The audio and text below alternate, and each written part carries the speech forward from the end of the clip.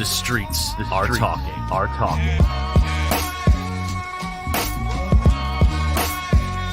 You are now listening to The Box Out, tri-state area basketball talk at its best. And now your hosts, Kahlil Thomas and Jason Cordner. Let's get it.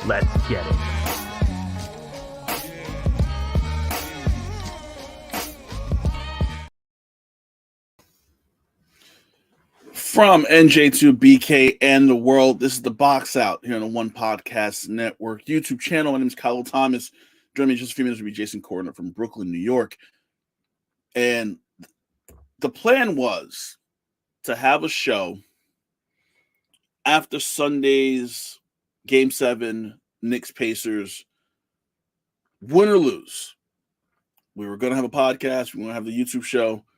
That was the plan. The plan was to have the show no matter what. And then Sunday happened. Now, my Sunday morning, for those who care, started well. I'm a Manchester City fan. Manchester City won their fourth straight English Premier League soccer title, so I was very happy about that. So leading into Game 7, I was excited. I was like, you know what? Game 6 was kind of a shit show.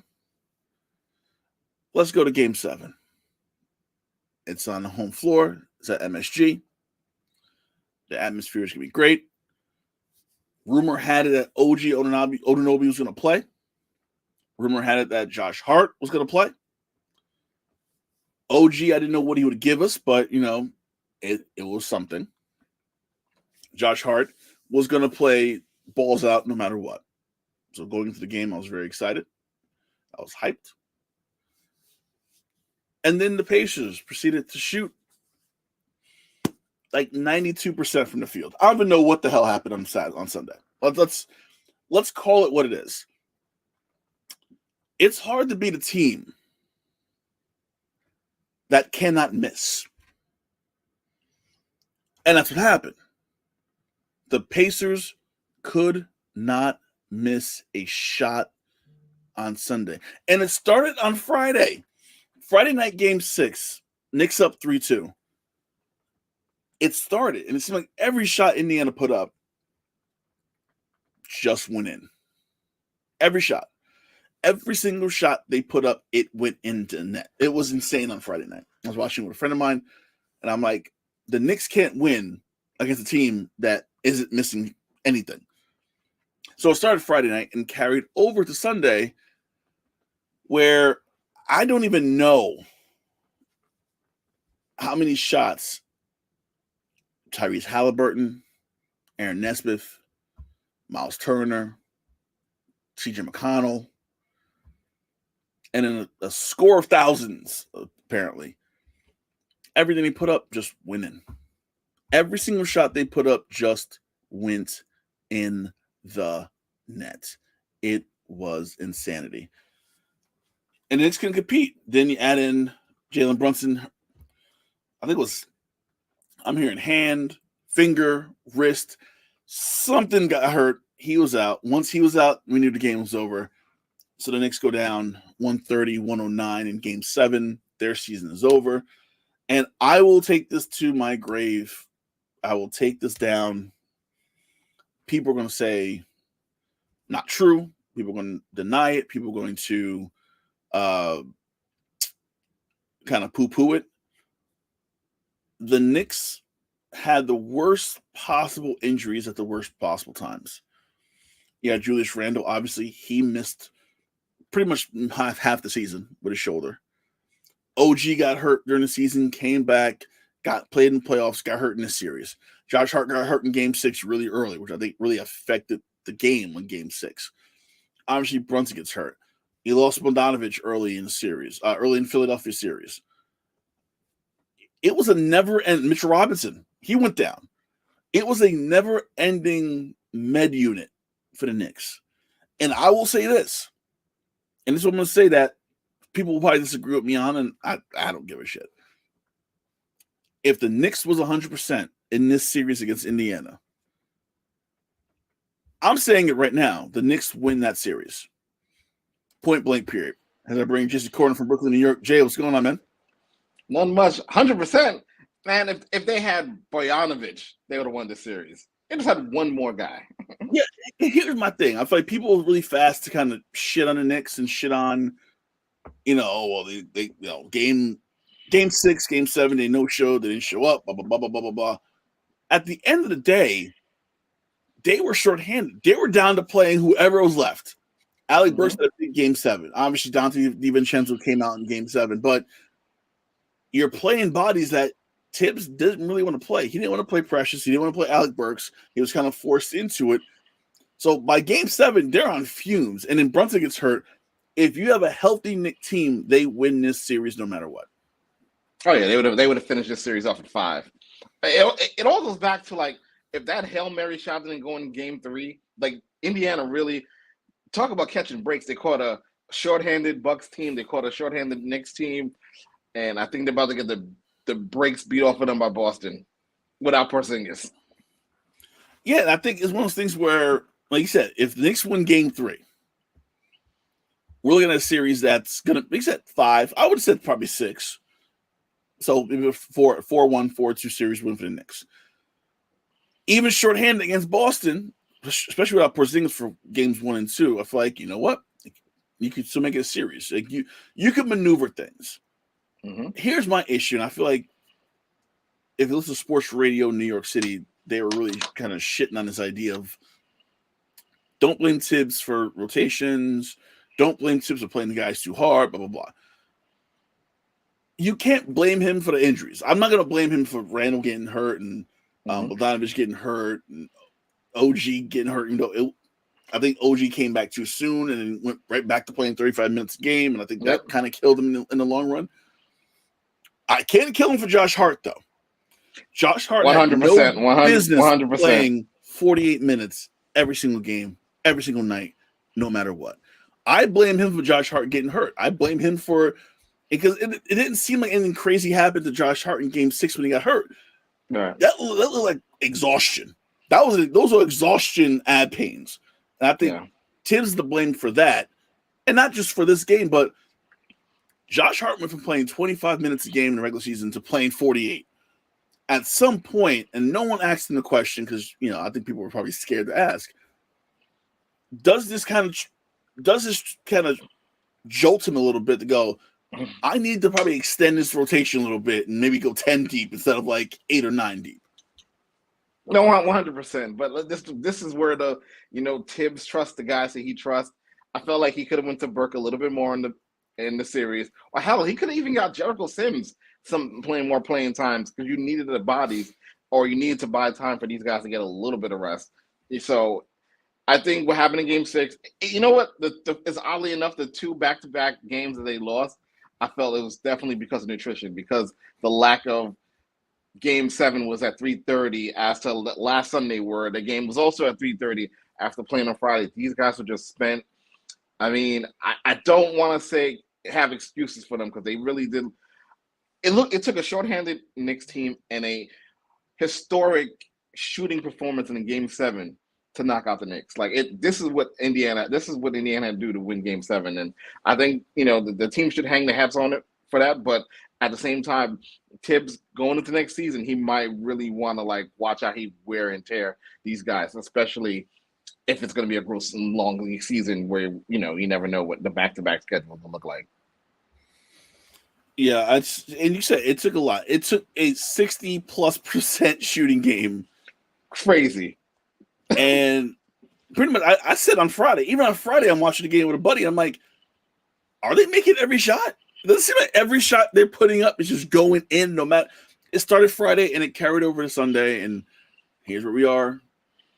We're done. The Knicks are done. Now the question becomes, what's next?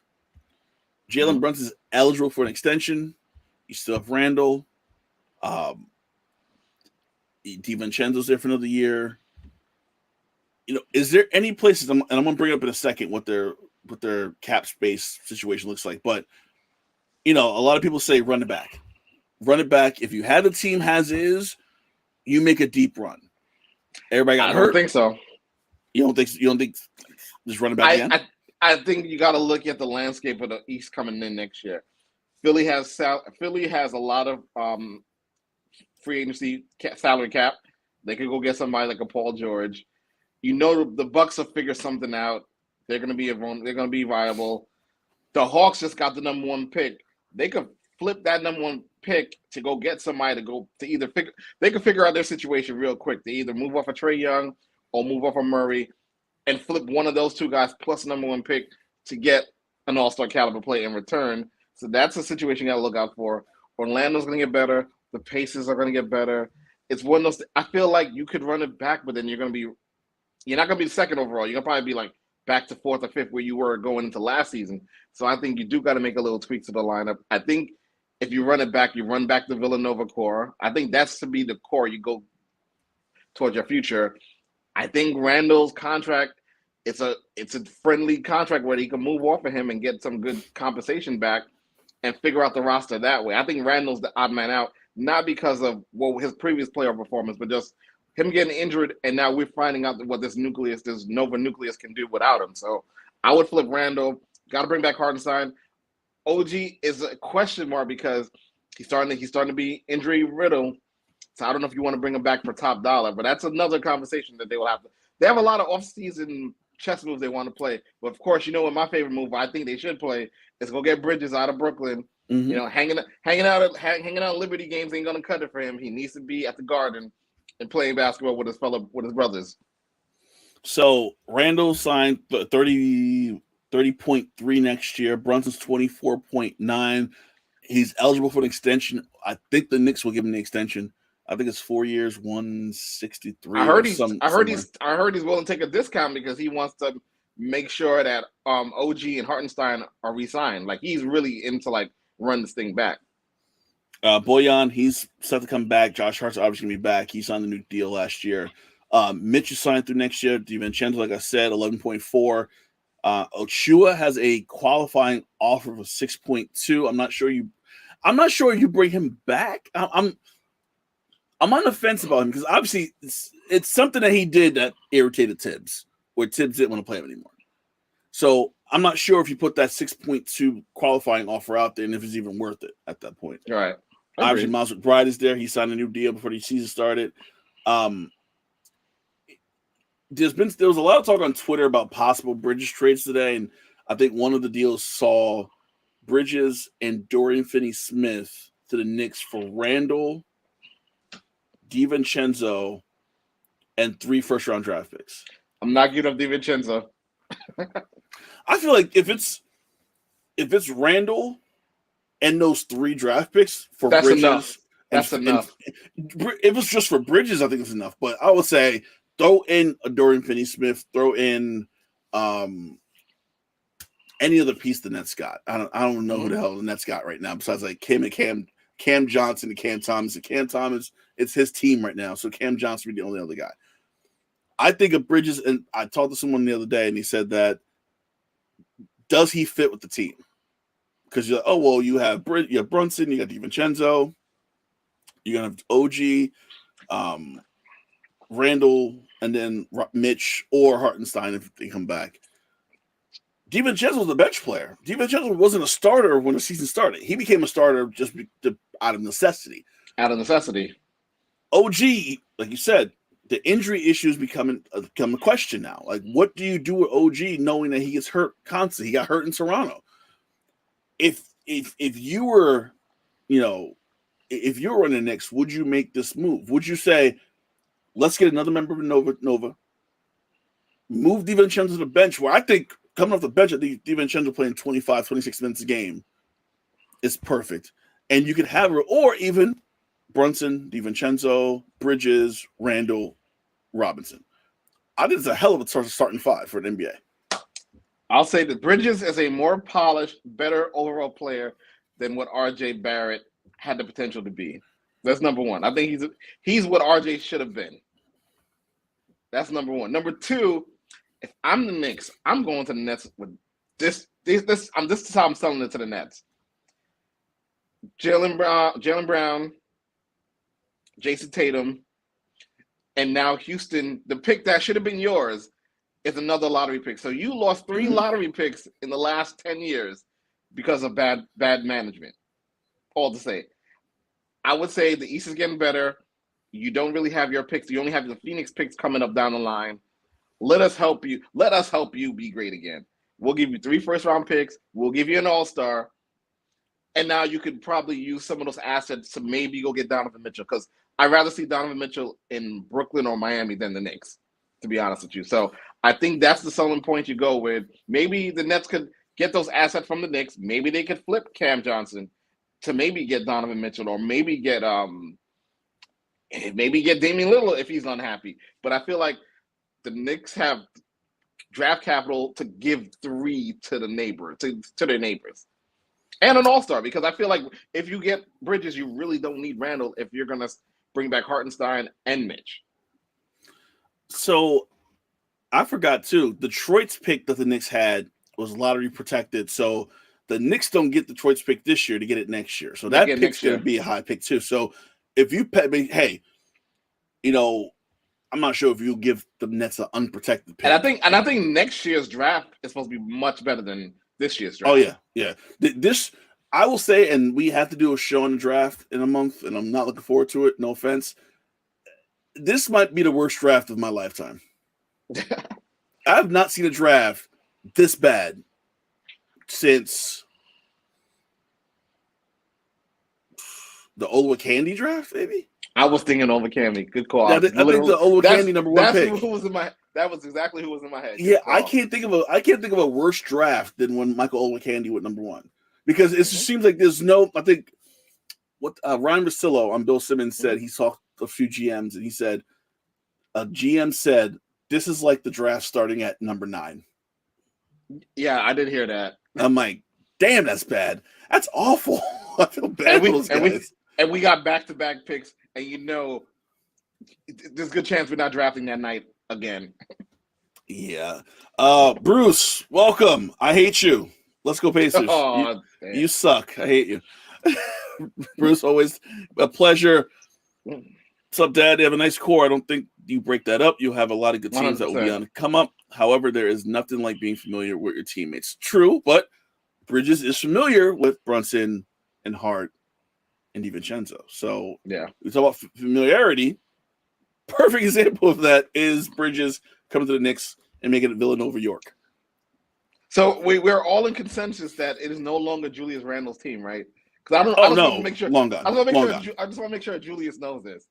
Was it ever Julius Randle's team? The first year he made the All-Star team, it was his team. Okay. Because I'll give him that. But last year I thought he lost it last playoffs in Miami, because he showed against Miami. Yeah. Per usual. I mean, he was hurt. I will give him. He was hurt last year. Mm-hmm. I will give Julius a little benefit of the doubt. He was injured last year, so let's not put it all on him.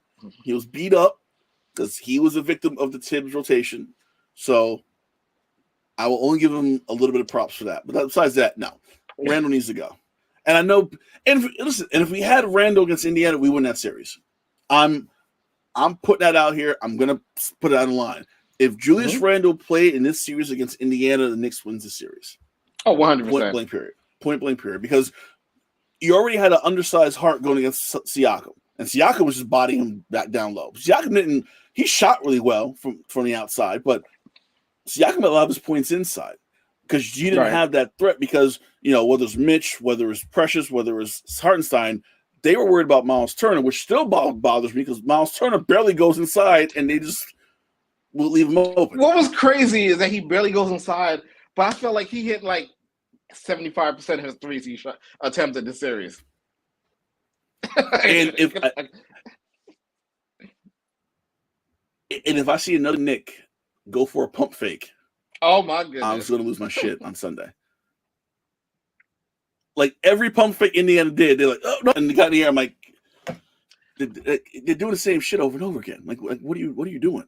If they had Mitch that could have easily body him in the post, get him in foul trouble. I mean, like I said, the Pacers got very lucky this series. Like they really got all the breaks, and it still took 7 games and a miracle shot. Mm-hmm.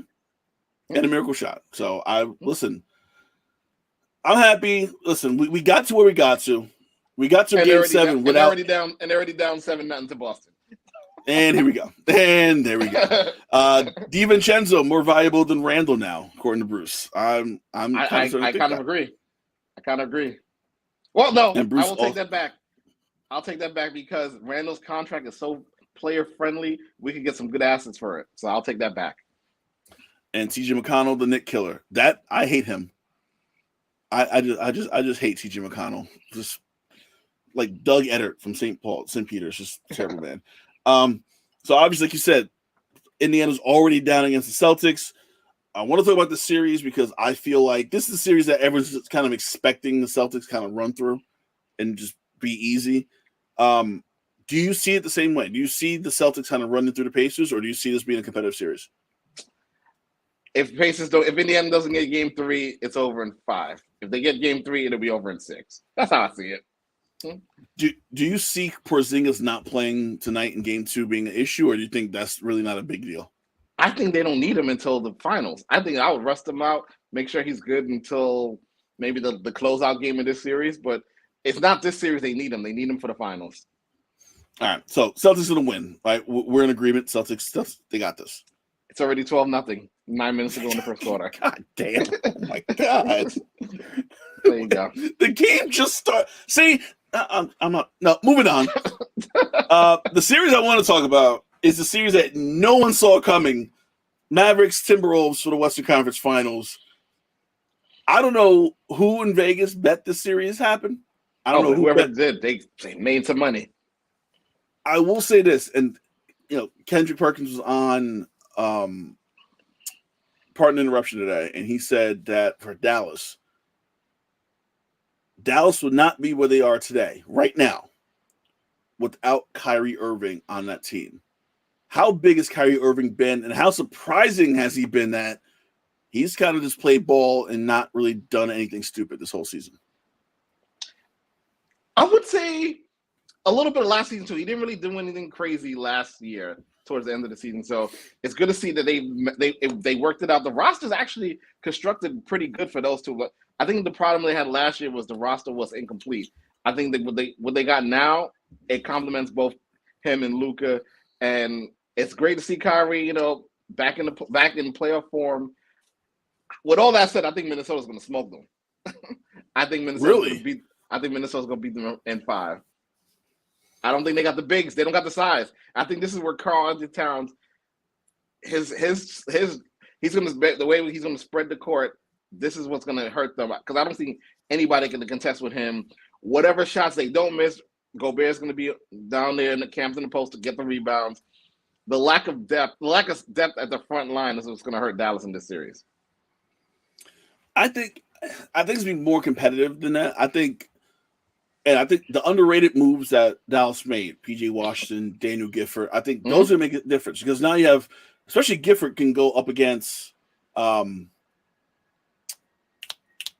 Gobert. Okay. And P.J. Washington can kind of go up against Cat. Cat is not – Cat had a couple good games against Denver, but Cat overall is his Jekyll and Hyde player. He's not going to be consistent through an entire series. So I feel like, and we talked about this with Halliburton with the Knicks, you almost have to let Anthony Edwards do his thing and score his points. You got to let him be Jordan for a night. Right. And you got to see what happens. Right? If you shut down Cat, Gobert's not a big scorer. Conley's facilitating really well. Conley's doing great stuff, but Conley's not going to kill you. So I think, you put Luka on Conley, I feel like there's no disadvantage because obviously Luka has the size advantage. And Conley's really just kind of putting people in position to either get to the basket or make shots. I think Kyrie is going to be the X factor in this series to see how he plays. I'm pretty sure Anthony Edwards is going to guard Kyrie. I think that's going to be the matchup. So I'm interested to see how both of them kind of react because I'm not sure who's guarded Anthony Edwards on Dallas' end. It probably won't be Kyrie. But offensively, I think Kyrie's going to get him. But who are they going to throw at Luka? They're going to throw maybe. I mean, you could They'll probably rotate on Luka. Yeah, they're doing multiple guys at Luka and just see what works. I think you would have to Would you put Anthony Edwards or Luka and make him work? No. You got to keep him on Kyrie. Kyrie is the one I'm more worried about when he has the ball and he's in the paint because he's the better finisher. Luka stay out post and he'll distribute the ball and do his thing there.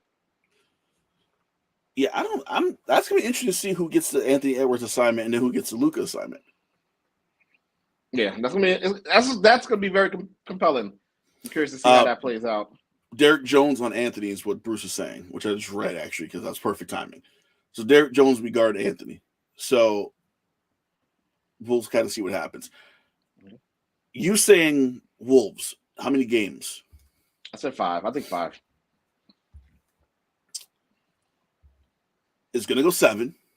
Really? You think Dallas is gonna win 3 games? I think Dallas will win 3 games. I think Minnesota wins in 7. It's something about knocking out the defending champs, and not even knocking them out, but they won 3 times on their own floor. That's impressive. Listen, and coming back from 20 down in a game 7, a young team with not a ton of playoff experience, down by 20 against the defending champs, you come back and win. I'm like, that's swag. That's like, okay, we did that. We can do whatever. We can do anything we want. Like, we're good now. You know what I was thinking about the entire comeback? I was like, this is what happens when you miss Bruce Bowen. Guys like that. He was very underrated in the championship run last year. Can we just say that Bruce Brown might be our favorite player in the NBA right now? I feel like he's mentioned quite often. We got to get him out of Toronto.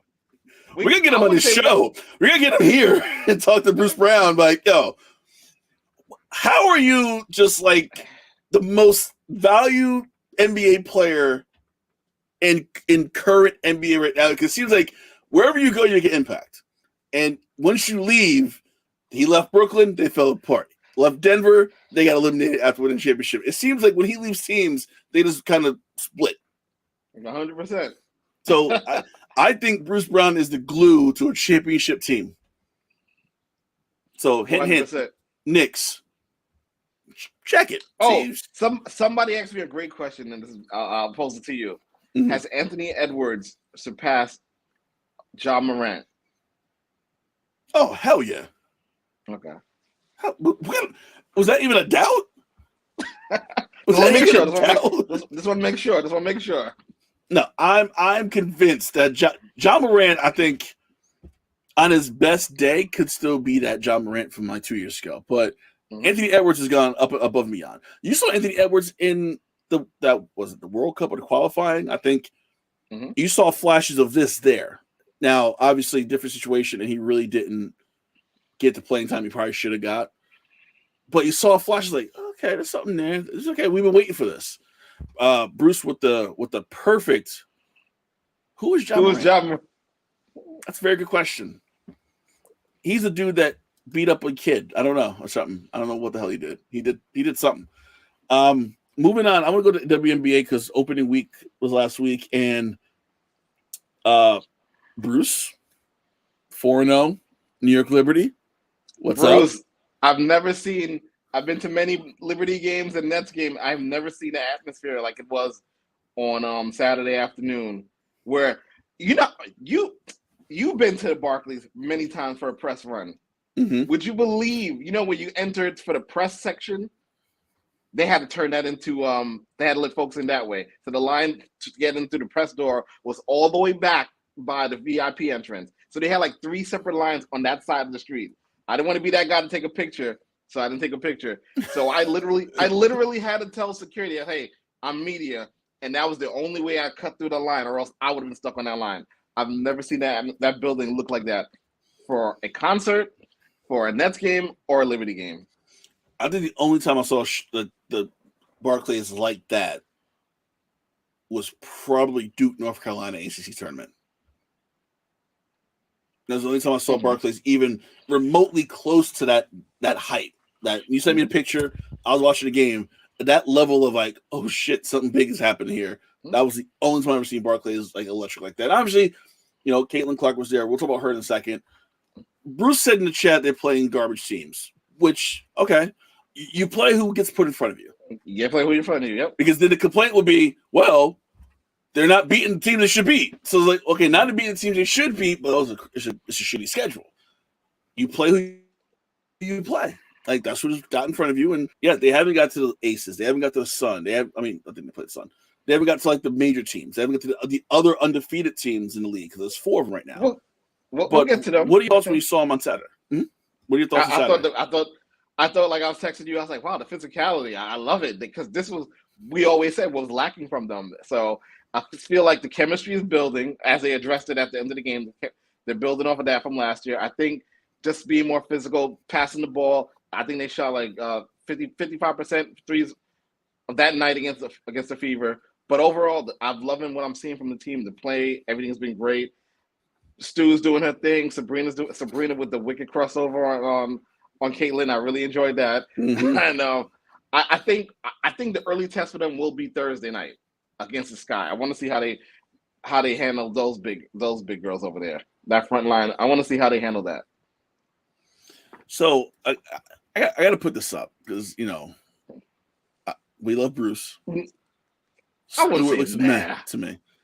Stewart's averaging 19.8 points a game and 8.5 rebounds a game. What's meh? What's meh about that?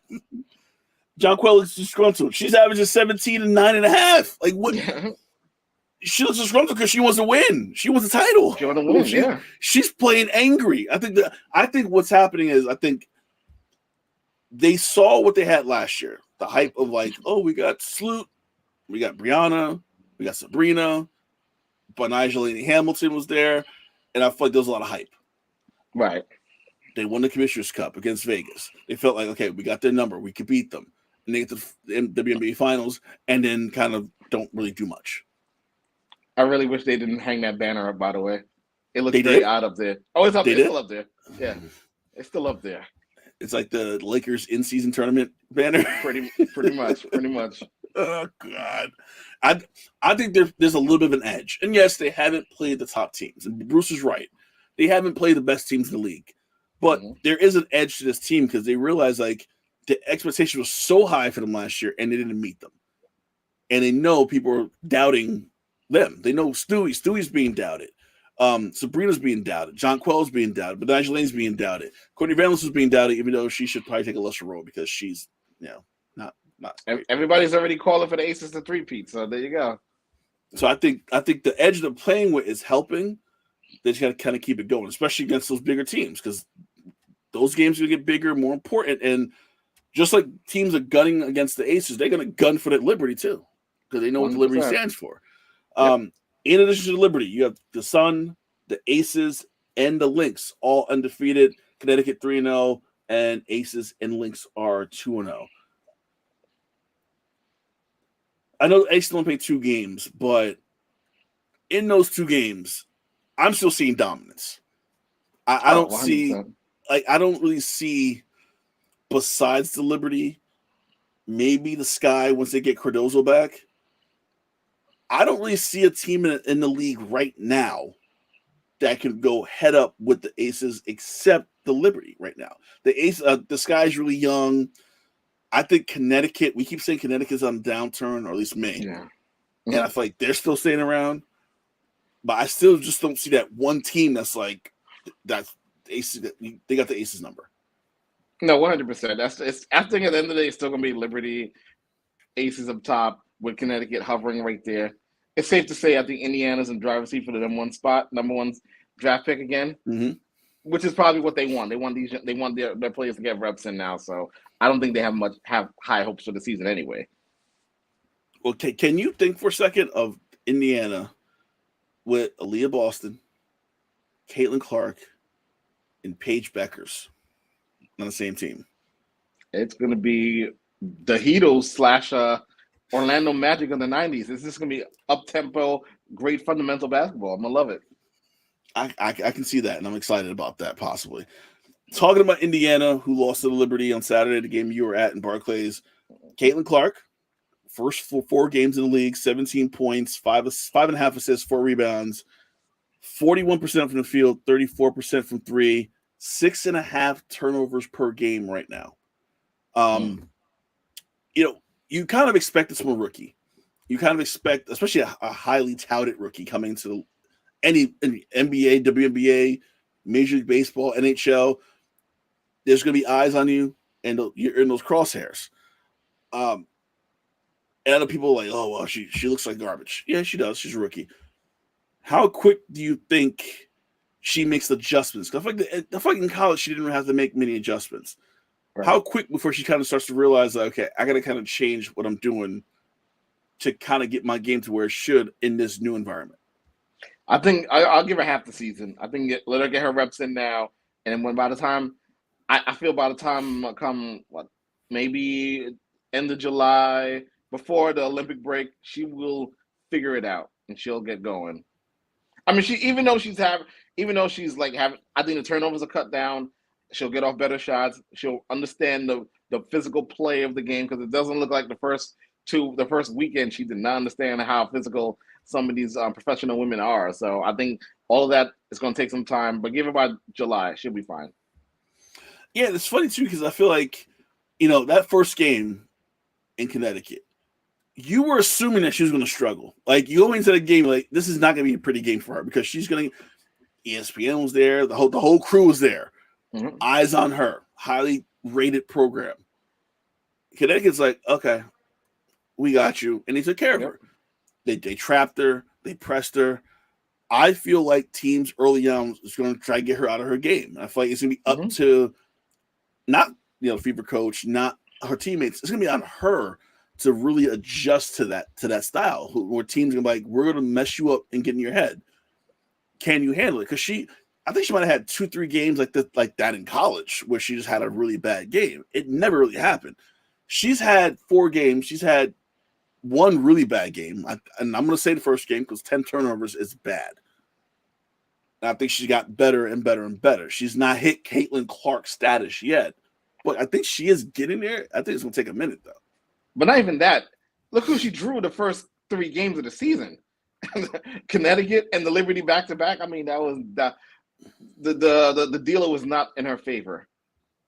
What did Colin Cowherd say? The WNBA did her injustice because they gave her a hard schedule. I'm like, all right. Caleb Williams has an easy schedule for the Bears. I'm like, what does that have? Like, what? What does that have to do with anything? Like, all right. Cool. The other thing I want to talk about real quick is the Sparks. And, the Sparks pretty much said, all right, we're kind of going to blow it up. We're going to get younger, but then we're going to mix in a bunch of youth with some vets and just make it this really weird machination of a team and see if it works. They haven't won a game yet. I will say Cameron Brink, she's only played 22 minutes a game. She looks to be the real deal, I think, in LA. I think she fits LA really well. Does this work? Do you feel like you either have to break it down and start all over? Do you go veteran heavy like the Aces, like the Liberty? Or can this work where you just kind of go this mismatch of like, we got some rookies, got some vets, and you're going to work together and figure this out? I think you got to have to figure it out. I think I wouldn't break it up just yet, because I like the influx of what you brought in draft-wise this year. So I say figure it out, see how it meshes out, and see where you at in terms of how far down in the pack you are. I wouldn't just break it up just yet. If they do break it up, it'll probably be next season, not this season. Yeah. I'm saying the idea of, we look at teams like Chicago. After they win a title with Candace Parker, they said, okay, they broke it. They did it quick. Yeah. I feel like the Aces said, we want a title now. We're going to get all these vets in here. Liberty said, we're going veteran heavy. And the Sparks just seem like they're doing this odd, like, we're rebuilding, but then we're going to win. So we're going to have rebuild, and then we have vets that work within our system. And I feel like Kurt Miller, who was the coach in Connecticut, who did a good job in Connecticut before he came to LA, he knows what he's doing. But I feel like you have to pick a lane. I feel like you can't be half pregnant. Either you're going to rebuild or you're just going to stock the team with vets and go all in. I feel like you can't do half and half. I think they'll figure it out. But to their credit, I want to say, because they have championship pedigree and hardware already, they have the time. They're not like the Liberty where they had hey, we're on the clock. We haven't won the championship yet in this league. So I think they have the time and they have the cachet to be like, hey, the fans will support us regardless if we blow it up or if we put a nice product on the field. So Bruce said Hamby is the best player on the Sparks. They're not going to win. I disagree. I think Hamby's a good player. I think Hamby's good to the Aces too. I think there's a whole thing with getting pregnant and whatever the case may be with the Aces and what happened. I don't know what the hell. I think Kia Nurse, she's averaging 18 points a game. I feel like you have Nurse, Hamby, and he mentioned Brink needs to call Lisa Leslie or get in the gym. But Brink is small. Brink is thin. Like that's what her game is. I'm gonna give him till midseason. I'm gonna give him to All-Star break and kind of see where this is. So I'm always curious about like the teams that don't want to rebuild, but then don't want to spend too much and bring in overpriced vets. Mm-hmm. So I'm curious to see how this works for my own. Like, I think this might be my dissertation for my doctorate. Can you win with a half-in, half-out team? That's my dissertation for my doctorate. I'm gonna put that together. You gotta be all. The other thing I'll talk. Yeah, that should be a good paper. So I might try that and see if I can get that past somebody. Right now, the WNBA have, and my schedule will just reset, so now I got to go all the way back, which is not working. We'll check it later because it's not working.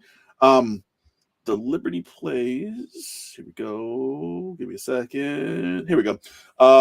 50-45. Dallas is beating Atlanta in third quarter. Mm-hmm. Later tonight, you have Phoenix visiting Vegas, and you have the Sparks hosting the Mystics, who are also 0-3. So it's the league is top heavy. Right. You got your top four, and then you got your bottoms. You got your Indiana's, Seattle struggling, even though they made a lot of big moves. They're only 1-3. And then you got your Mystics, who are doing nothing but playing in the Verizon Center for when Caitlin Clark visits. So good on them for, using the big. So Caitlin Clark is getting all the NBA arena treatment when she comes around the town. Yeah, and listen, she deserves it. I think right now I think this is gonna be a blessing in disguise for the league because I feel like there's so many eyes on Caitlin Clark, and while they're watching her, they're gonna be seeing other players. Right. And that's how you get the word out. I think that's what they want. They want, okay, Caitlin Clark's getting them here. Let's keep them here with everyone else we got. I think that's going to be a key to this. And that's going to, when Connecticut beat Indiana opening night, teams saw what Connecticut could do, and that was big for them. So but you know what's funny? You know what's funny about that? Because, my boss was always telling me he felt like what made the NBA great again was when they packaged Bird and Magic. It was never one person until Jordan came around. He feels like they should have packaged Caitlin with Angel and make it like I wouldn't even package just them two, but maybe the entire draft class. Do a better job promoting the entire draft class because this was really a draft class we're going to look back at. This could possibly be the equivalent of the 96 NBA draft in terms of talent. Oh, I agree. I think you give this class 2 years, and we're not just talking about Caitlin Clark. 100%. I think Angel Reese is going to be a star. I think Camila Cordova is going to be a star. I think Cameron Brink is going to be a star in LA. Mm-hmm. The UConn, I think Steven's her name from UConn. I think she's going to be really good where she is. There wasn't a bad pick in that first round. I think all those players in that first round WNBA draft are going to make impacts in the league, and I think, especially with expansion, you got the San Francisco team. You're gonna have Toronto. I think they said it's not announced yet, but Toronto. You're still looking at Portland. I think Sacramento's out there. Surprisingly, Houston, not a bite. Don't really know what's happening in Houston. So we really gonna get the Monarchs back before we get the comment? Come on, man. That's not. Yes. That just sounds bad. We're gonna have the Valkyries, but not the Comets. Crazy. I'm not looking forward to that. Our last topic tonight, and I'm going to put this up. I'm not sure if you can see my little banners, but I made a banner for this topic. Nepo baby Bronny James. Oh, boy. Here's my issue, and I watched the draft combine because I'm a nerd. We mentioned how bad the draft is this year. Mm-hmm. And how I don't know the first 5 picks. Like I think I know one of them from college, but for the most part, they're foreign, or they came out really early from college, didn't really make a dent. Bronny James, and I don't want to shit on him too much. He's a good player, right? In high school, he was good. In college, he had a heart attack. Put it what it is. Not funny, but this is what happened. Yeah, I mean, we got to keep 100, right? He had a cardiac issue in college. Came back, averaged 3 points a game. Declared for the draft, put himself in the transfer portal. They're saying they've heard nothing about him in the transfer portal. He hasn't even attempted to transfer someplace else. He goes to the combine, and they're just hyping him. Oh, he's doing so good. He's doing so good today. He's not playing against anybody. Who is he in the combine? What is the big name player that he's going head up with? Who's the player that's pushing him to be better? There's no one there. Then Perk made such a good point on NBA Today because they're just like, oh, so Bronny played so good and Bronny's this. And he was like, can we realize that he's not that good? That he's okay, but he's not like the greatest player, and he's in a weak draft, and he's a second-round pick, and we're hyping him up. And I think Ramona Shelburne said, but it's LeBron James' son. I mean, she's like, I don't care. Is this getting to a point where because his father's LeBron, he's getting a pass, and the best he could do in his draft is a second-round pick, and that should tell you something because his draft is so weak? Oh, he's not going the second round. You don't think he's getting drafted at all? I know he's getting drafted. He's getting drafted in the late 20s. Somebody is going to take him. Someone's going to take him off the string that, hey, maybe I might lower LeBron over there. I'm sorry, too. Like, if it's a weak draft and you have a chance to have a package deal with Bron and his son, you're not going to take it? So I'm just using a roster spot for Bronny James. Like I feel like, hey, we see what the Bucks do every year with Giannis' brother. Yeah, I guess. Well, Bruce made a good point. I think Perks are the same thing too. Shaq's son, Pippen's son, D Wade's son, I get an advantage. Pippen's son played at Vanderbilt, had a good career, played for all 4 years. He was okay at Vanderbilt. He wasn't great, averaged by 15 points a game. Didn't hear I might have signed him an NBA 2K just because I needed a 13th man on my team. Like, we're looking at this in the wrong way. Like, and I have a son. I don't know what he's going to do when he's 1, so obviously I had a long way to go. Mm-hmm. If I feel like, okay, you can go to the next level, but, let's be real, you ain't ready. I'm going to tell him and be real. That's your kid. You should be honest with your child and be like, you didn't play a full year in college. You barely played. You scored 3 points. You showed a flash. Not even flashes. You showed a flash. Mm-hmm.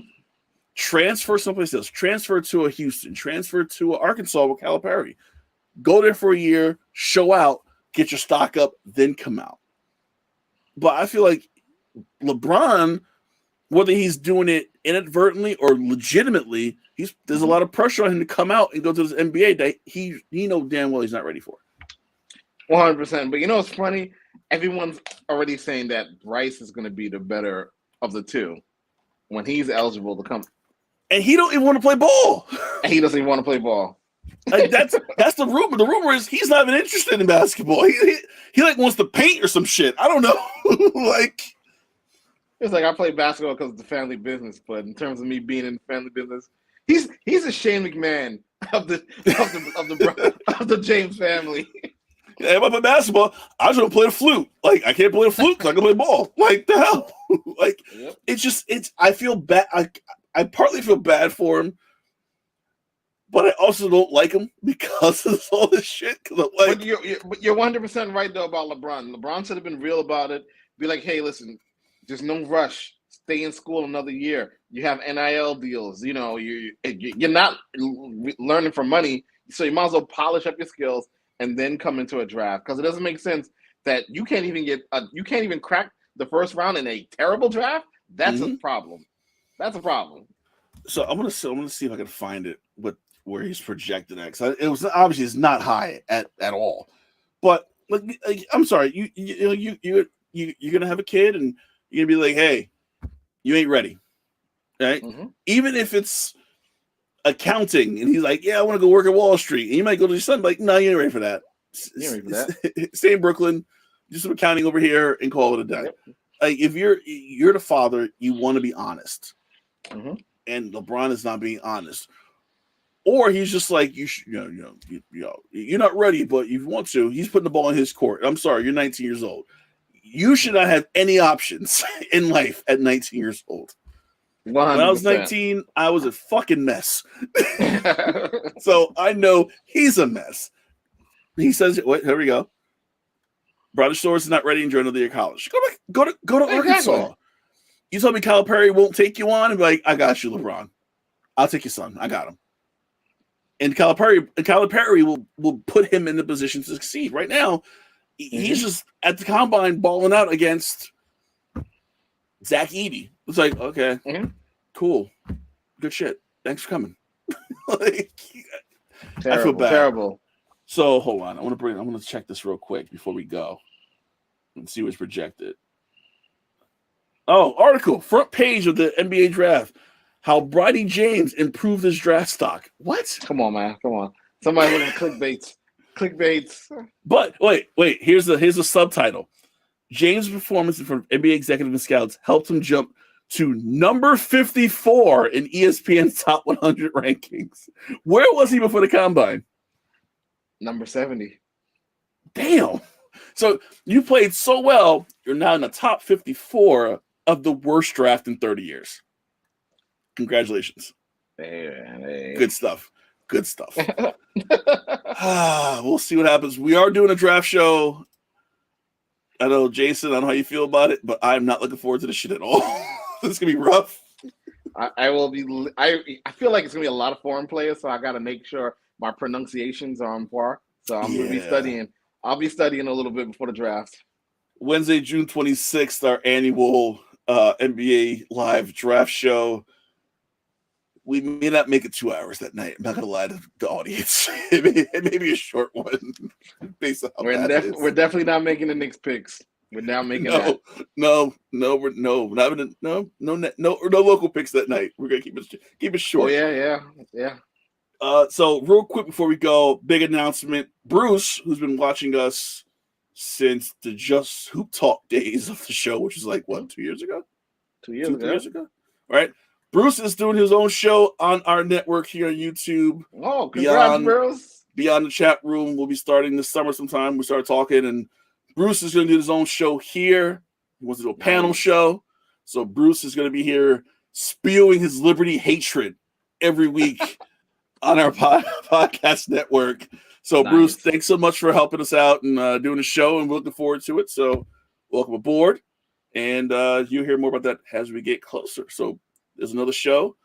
Moody Irish Guy is coming back to the podcast. Moody Irish Guy actually moved back to Ireland, so he's moody again. So he will be doing a show. We're also doing Live Free, Laugh Hard. This is a Bashing Man Scalco episode that is finally edited, finally done, where we shit all over him. That will be up this weekend. So a lot happening here. Any ideas? If you guys want to do a show, you watch, listen, let us know. One Podcast Network at Gmail, I think. So that is our story. We'll be back. How do you feel about Sunday, Jay? Sunday's good. Sunday night. We'll do Sunday night. Before Bruce says, see you in June. Sunday. No, actually, no. It's Memorial Day weekend. Can we do Sunday? Are you busy Sunday? I'm pretty free Sunday. But all right, cool. We'll double check. We'll double check. Tentatively Sunday night here on the One Podcast Network. And then if you listen on Spotify and all that good stuff, we'll be there too.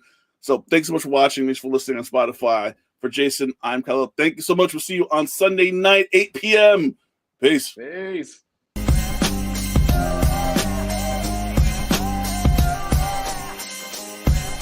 This has been The Box Out with Kahlil Thomas and Jason Kortner.